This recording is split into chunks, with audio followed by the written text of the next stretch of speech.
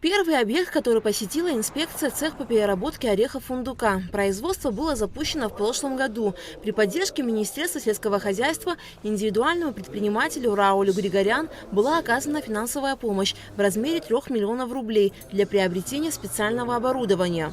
Здесь, если вы видите, у него крутящий механизм, и он, значит, под соответствующий калибр, его функции поломать орех и отделить шелуху, скорлупу так называемую, от самого ядра ореха. Мы калибруем его и под каждый калибр настраиваем вот эту мельницу, и, соответственно, он ломает, не цепляя ядро, не принося порчу. Уже дальнейшее по вибрационной схеме попадает, значит, очищенный орех.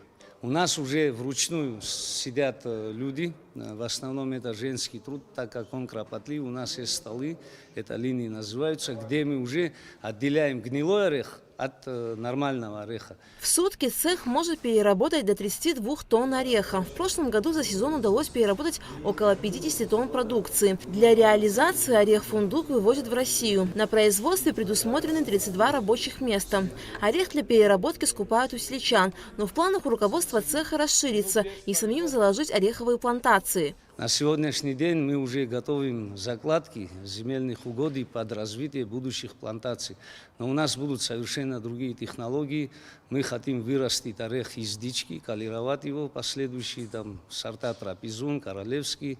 И очень важно, когда орех сам он круглый, потому что для переработки ореха нужен круглый орех. Если он плоский, то он не может его, станки не могут брать. Более того, у нас есть кое-какие планы, что мы будем запускать его круглосуточно. Все зависит от внешних договоров. Как у нас будет покупатель, его востребованность, а люди говорят о больших объемах, о больших количествах. Мы готовы это переработать, лишь бы у нас были полноценные договора. Кстати, мы будем работать по перечислению, все наши действия будут отображаться. Это будут и поступления в налоговую сферу, и создание рабочих мест, и очень важно вот такие программы запускать. И спасибо огромное руководству, сельскому хозяйству, что идут на такие вещи. В селе Жашиквара Сергей Библая и Малхаз Гваджава занялись животноводством. При поддержке Минсельхоза им закупили крупнорогатый скот в количестве 19 голов на сумму 1 миллион 200 тысяч рублей. Сельчане своими силами построили ферму. Здоровье привезли, конечно, все коровы 4 отделили. Вроде бы все нормально пока. Есть загороженные места, гектаров 15.